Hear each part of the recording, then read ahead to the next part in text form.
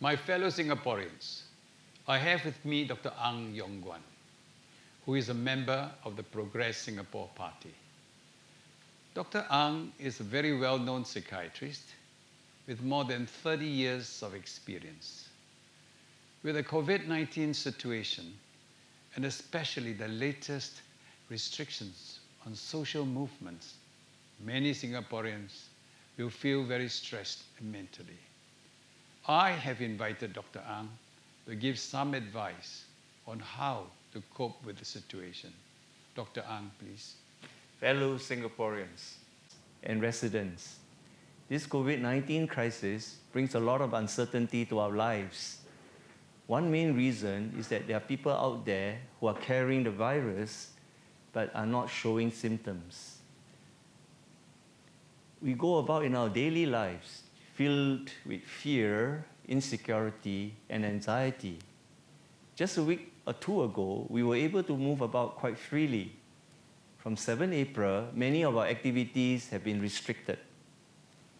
We are encouraged to stay at home and to go out only when absolutely necessary.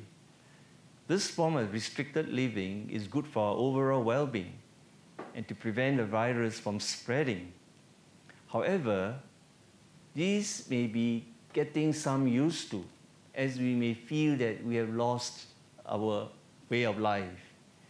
Together, we are experiencing a collective sense of loss during this crisis. For instance, loss of our ability to move about freely, a loss of unrestricted social interaction and connection with others, a loss of safety, and a loss of normalcy. The word crisis in Chinese is 危机, which means within danger, 危险, lies an opportunity, 机会. We are all facing a common enemy, a small, tiny virus, which poses great danger. But within the danger also lies opportunity to take stock of our lives, to improve our body's immune system, and for the scientists to find a vaccine to deal with this fatal enemy. How each of us reacts psychologically to the crisis actually depends on our mental resilience, our outlook on life, and the kind of support we get from our friends and family members. Humans go through various stages in reacting to loss, from disbelief, shock, to negative emotions such as anger, disappointment, guilt, anxiety, and depression, to life being messy and chaotic, before we finally accept the situation and learn to live with it. For some of us, we may go on to find meaning in coping with this crisis. So how do we cope with such negative emotions? One way of handling this crisis is to find meaning in this collective sense of loss. How do we find meaning? One approach is to practice mindfulness. Focus on our breathing to remain calm and stable. Feel great that we are still healthy and alive. Focus on opening our mind and observe the many ways of viewing the crisis. Take time to rest, time to reflect, time to connect, time to catch up on things we have delayed in doing.